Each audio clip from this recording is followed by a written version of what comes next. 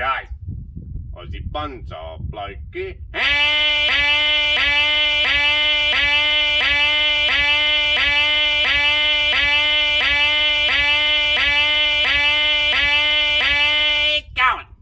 Okay guys, so pretty exciting day here. We've got the collected olive.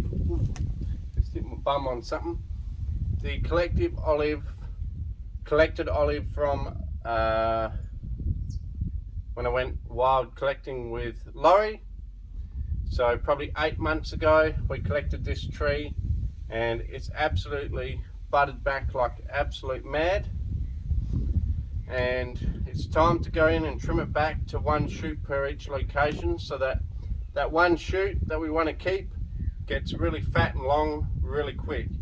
If we were to leave all these shoots on this tree right now, we'd end up with a lot of shoots and not much fatness. So now's the time, when everything's looking healthy and growing like this, now is the time to get in there, okay, and chop it back to the shoots, one shoot per wherever you want a main primary branch to come from. So perfect opportunity from a collected tree. So we collected this tree, flat cut the bottom, put it in a pot. 8 months later, here we are, all this growth, growing absolutely beautiful. You could not ask for any more out of this tree. It's done a bloody great job. And you know, I'd like to tell you to cut back your collected trees to one shoot per anywhere where you want to branch 8 months after you collect them, but I can't, because every tree is unique. Not every tree is the same. You can't have a hard fast rule for every tree, because some trees don't shoot out so fast, some trees shoot out faster, some trees might only need 6 months of growing. This one's been 8 months until I think that it's strong enough now to put it back to one shoot. Because at the start you just want anything that shoots to gain energy for the tree to promote really good root growth. Okay, so we're outside because this thing's too hard to lift, so you might get a bit of wind noise. So for that guy in the shed that was whinging about having a bit of a banging of a door on a 25 knot day and I was in the shed, well, you know, good luck to this, mate. You're gonna be wind blown. So there you go. You know, in an ideal world I'd have a studio where there's no wind, no doors knocking, nothing. But I'm in a real world here and the shed's a bit old and it rattles. So put up with it or don't watch it. So guys, here we are with this olive. Let's get into just trimming it back to one shoot per location. But first I just want to show you why I'm saying I can't give you a hard and fast rule about when to cut it back after collecting. So we collected this late winter. Here we are, end of summer, early autumn. And I'll just show you why I can't give you a hard and fast rule about when to cut it back. Okay. If I offended anyone with that previous comment, I'm sorry. But you know, I'm in the real world here. My shed's old. It's a bit rickety and it vibrates in the wind. And it was a very windy day. So, bad luck. Anyway. So here we are with my brother's collected olive. If you guys remember, we collected this one only 1 or 2 weeks later, and it actually started to shoot out before this one here, but then it quickly stopped. So look at the growth difference. Nothing. Okay, look at that. That's that one. So I can't give you a hard and fast rule about when to cut things back, because you know, every tree is different. Every tree responds differently. You just have to visually look at it. If it looks healthy with shoots going everywhere crazy like this, by all means get in there, start cutting it back. But this one here, still got these baby little shoots coming outside here. They haven't really done much, you know. Another one there near my thumbnail, and they haven't done much. Okay, starting to balloon out here. Another thing too, with an olive, you collect it, this is 8 months later, no growth, right? All you need to do is come in here, scratch it back with your fingernail, and if it's green, like I think you can see there, your tree is still alive. Never give up as long as it's green. Even though it's 8 months without a branch or a shoot coming out, still alive. Unfortunately, you know, for my brother, he's a little bit impatient, wanted this thing in his patio yesterday as a fully finished bonsai, but it's not going to be the case. And I was worried that mine took longer than his to make any movement at the start, and I thought, oh man, mine's a dead one. But look at that, bloody loads growth. So what we're going to do basically is, I'll just bring you guys in close for a second. I'll put you on the tripod. Okay guys, so here is a branch that's got a crap load of shoots on it, and we basically just want to come in here and decide where we want shoots. So we want one from each location, and we also want to spread them out enough that it's believable as a tree. We don't want one coming from everywhere. So what we'll do is, first of all, let's just cut it all back to one from any location. Here in the middle of a branch division, and there's two, we'll cut them both off. Okay, we won't keep this inside one here, we'll keep this outside one. We'll keep more of an upright growing branch rather than downward growing. I really do need my other snips, hang on. Okay, so hopefully the wind's not annoying you guys too much, but I can't do much about it. Okay, I could go and spend some money on a decent microphone with a sock, I suppose.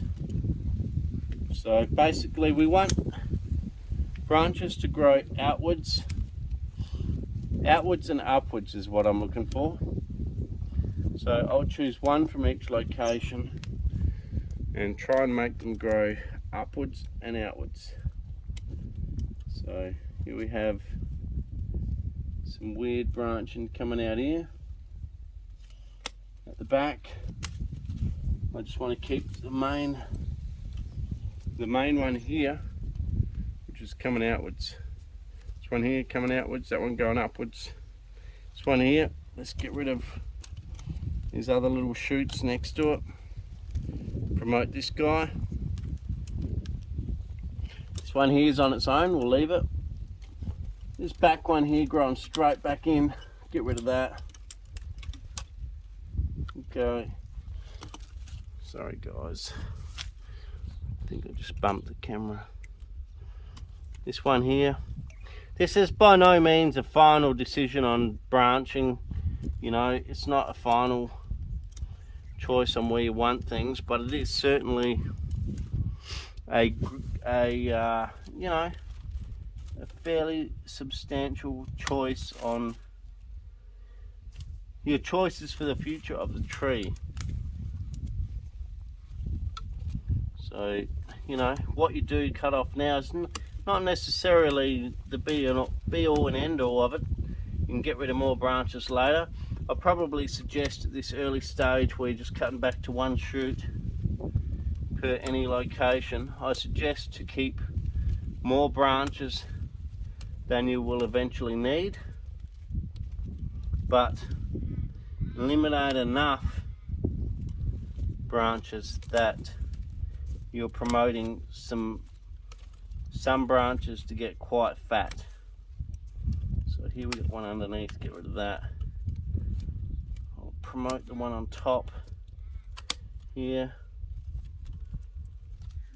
So we're just cutting it back pretty hard and just keeping a few shoots on each of these branches, mainly the upward and the outward growing ones, and also remembering to keep a fairly good balance of branches over this whole, you know, secondary trunk or whatever you want to call it, but a good balance all the way around. And you can see now they're all on their own, they're all growing. There's only one from each spot apart from this one I missed. Okay, so it's pretty much it. It's an undergrowth one there, will chop that one and leave a bit of a stub because there's nothing on top, and maybe it'll shoot back up and come back up that way. So that's it for that branch. The one under it. Okay, let's get to that one. Oh, my nose is running. I don't know if I've got hay fever or what, but maybe I've got good old COVID. Alright. So here's a dead branch. Let's get rid of that now so it doesn't confuse us. Get rid of some of these little dead ones. You can leave a stub if you want to, for a bit of interest later. Up to you guys what you want to do there. And yeah, basically chop it back to one wherever a branch looks like it's on the outside of a curve in a good spot, filling in an area that doesn't have too many shoots already. Then, you know, so keep the branches on the outside of curves, and where there's a fairly big area where it can grow into, keep that too, because so there's an under one there. So upward, outward branches we keep, and also where there's some sparse areas. So if we go upward, outward, sparse areas where there's still a shoot, we'll keep it. Everything else will knock off, and we'll go back to only one shoot per location. So all of these have only got one per each little spot. There's another one in here which I might get rid of. But like I say, this is not the be all and end all of the shoot selection. After we do this, there could well be some more shoots that grow, okay, in some better spots like out here. And there might also be some areas where we kept too many and we want to get rid of one. Like if a good one grows out here, we got no need for this one. But if one doesn't grow on this dead one here, we might want to keep this one. But at the moment, we've got these branches well divided into their separate little areas where they can grow, get strong, get big and fat, and we'll just do that over the whole tree. So there's a fair bit to do, but not a hell of a lot. Once you get into it, it actually doesn't take that long. The tree itself is still pushing out extra buds. I'll just show you. So here's a dead looking branch along here, but if you have a close look, just beyond my hand there, you can see next to that finger that's moving around, there's actually a bud there shooting. So keep an eye out, another one there. So keep an eye out for these little buds still shooting, okay, and don't just go and hack that thing right off thinking it's dead, because it could well be alive, and it might even still shoot something nice out here. So this is how we deal with a collected tree, especially a collected olive. You know, I've had my fair share of collected olives, so you know, I won't say I know what I'm doing, but I have a general idea. So I'll get into the rest of that tree. You can see that area there is a lot lighter now where we worked on it. I'll do that over the whole tree. I'll do it on hyperlapse. I'm not going to talk you through the whole thing because you'll fall asleep, but I'll get into it. Cheers. Let's get into it.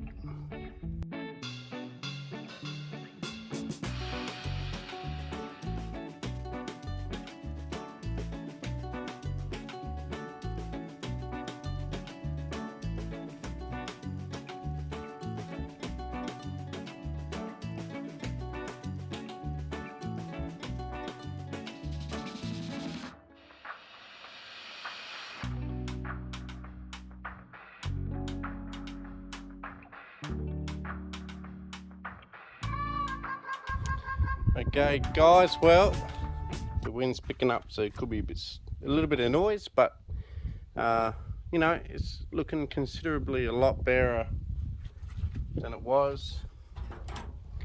Probably got a few too many shoots just here. You know, get rid of a couple more.